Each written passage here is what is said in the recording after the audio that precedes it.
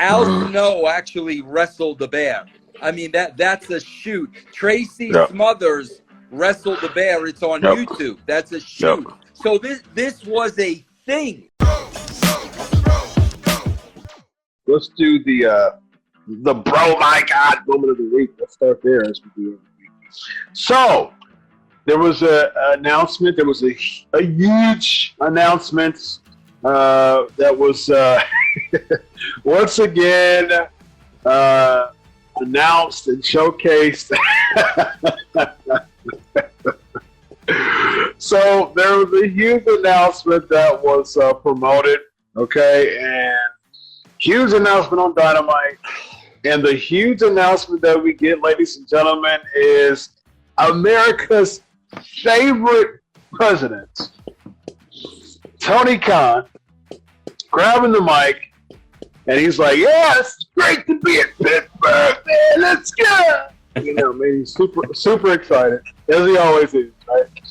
And so he introduces the president of New Japan Pro Wrestling, and all of a sudden they get interrupted by Adam Cole, baby, who says, "I'm the guy. If there's going to make an announcement, there's going to be an announcement. I'm the guy who's going to make that announcement." All right, he makes an announcement.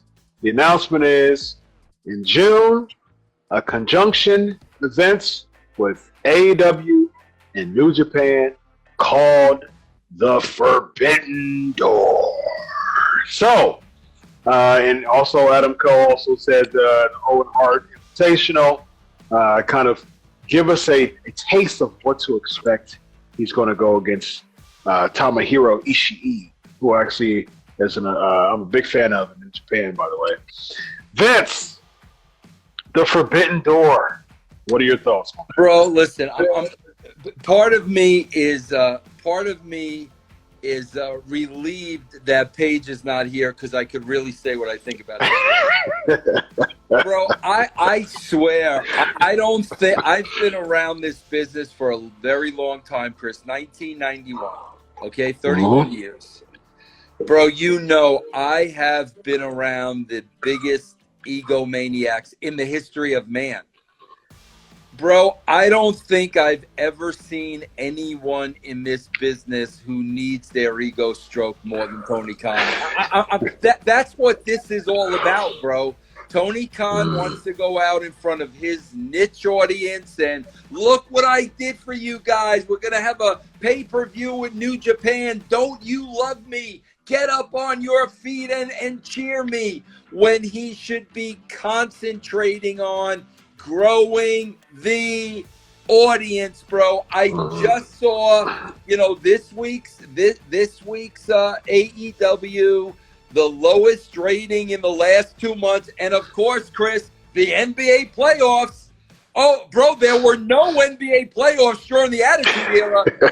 This is a new thing. Hey, Chris, you ever hear of the NBA? This is a new thing, Chris. Yeah, it started in national basketball. Yeah. This wasn't around, bro. Oh, wow. Yeah, it started in 2002, right? The NBA started in 2002. This wasn't around back then. But, so right away with the excuses. What have we been saying over and over and over again? Bro, you need to grow your audience. New Japan is not going to make one new viewer watch your show. This is all about Tony getting his ego stroked, getting cheered, everybody telling him how great he is, and not one new fan is going to be obtained during this, bro.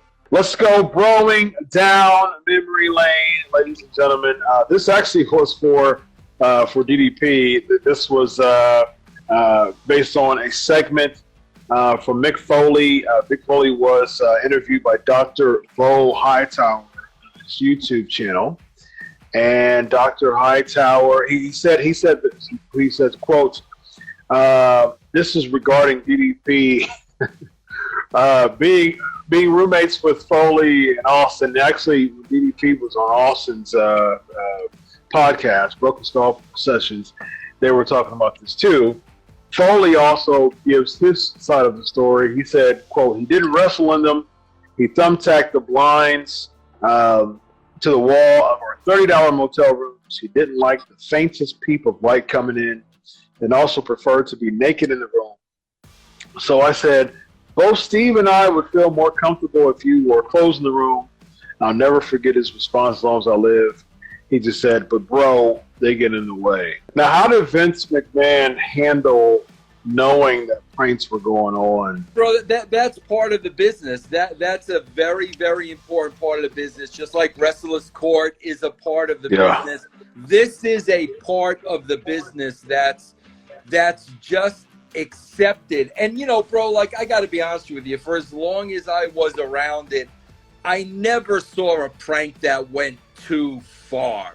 If something would have went too far, bro, I think it would have been a different story. You know, bro, I guess the worst thing I ever heard, which I thought was horrible, I still think it's horrible to this day, was when, you know, the 1-2-3 kid took a dump in Sable's bag. Like that was like, okay, bro, that's a little bit too much. So if it ever got to a point like that, like JR would have to get involved. But bro, I'll be honest with you, that is the only time I ever heard it getting to you know, that was just a bad idea, bro. What was Sable's reaction when, you know, she saw that? I mean, bro, come on. You know, bro, at the end of the day, you know, she's a female. All she's doing is going to work and doing a job. You know, I'm sorry that she was getting over. You know, let's apologize. You know, yeah, bro, that was, and I think, bro, too, like Sean has like kind of apologized about that over the years. You know, so he has. But that was the only time, bro, I really saw it go over the edge.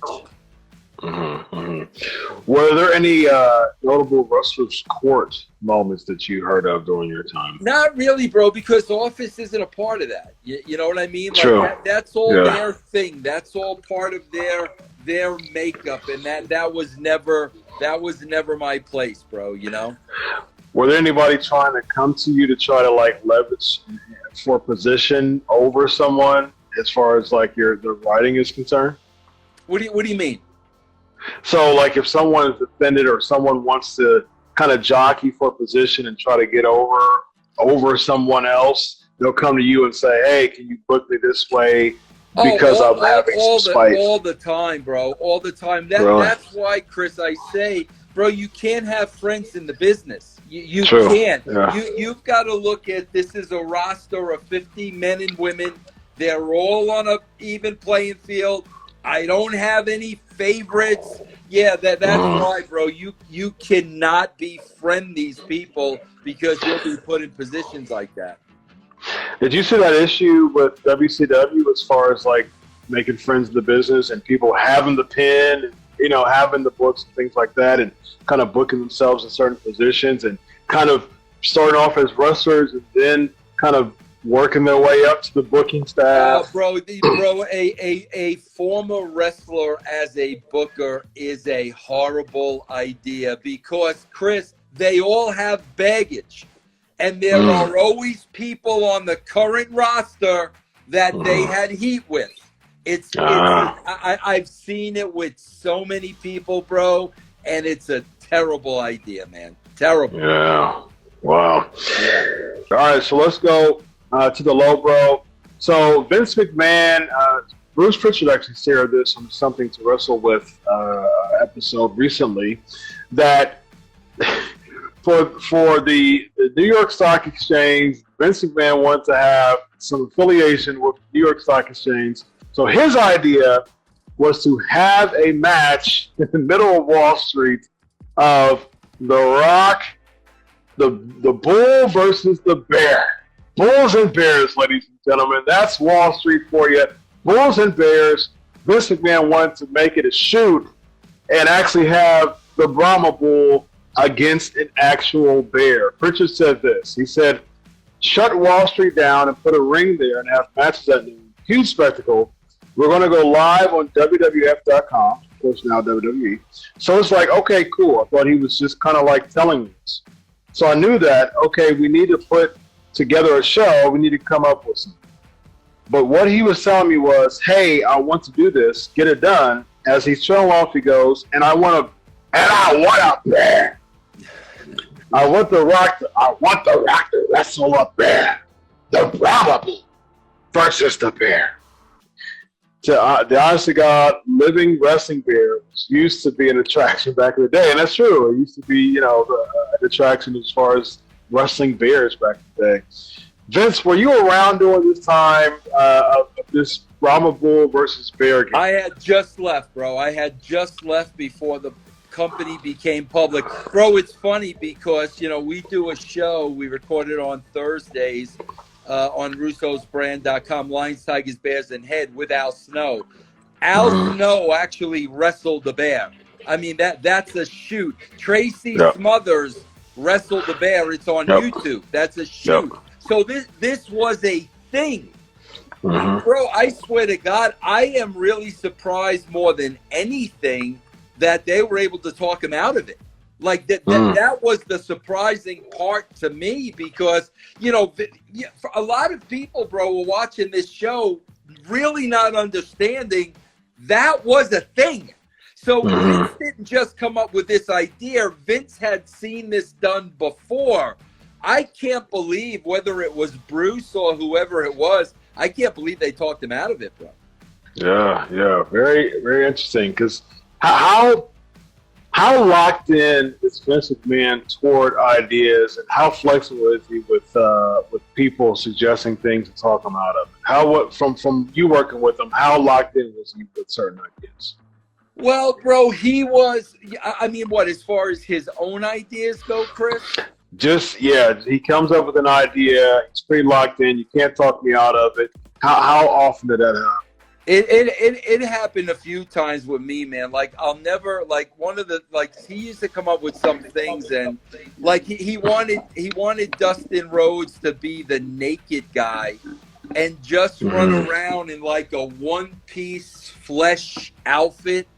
So he would look like he was naked. Like he would come up with stuff like that, and I mean, bro, you're not gonna say, Vince, that sucks. What you're gonna say is like, really, Vince? Like, you sure you want it? Like, you had to know how to approach him in a very respectful manner, where you were telling him, like, bro, I don't think that's the best idea in the world, and. I mean, there are a lot of times, bro, when he had ideas like that, and I mean, I told him I just didn't think it was a good idea. I remember, bro, I got into an argument with Vince one time, and I'm talking about a screaming match in a limo when he's sitting right in front. He's in the front, I'm in the back. And that was, bro, if you can remember, SummerSlam at Madison Square Garden, Taker and Austin. You know what I'm talking about? I think it was the Highway to Hell, I think. Yeah, I think that was 98. Something like that. Or 99. Yeah. But, bro, Taker and Austin wanted to go into that match. They wanted to have a babyface match because they were friends. They were friends, and they were letting their friendship get in the way of business. So they wanted to have a babyface match. Now, of course, bro, they were the top guys, so Vince wanted to appease them and make them happy. So Vince was going along with this, and what I was looking at was, bro, this is Madison Square Garden.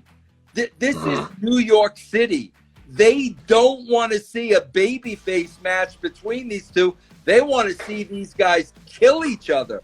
And bro, if you go back and look, and both Taker and Steve will say it to this day, they did not get the response they wanted in that match. And like I said, bro, anywhere else other than New York, it might have been cool.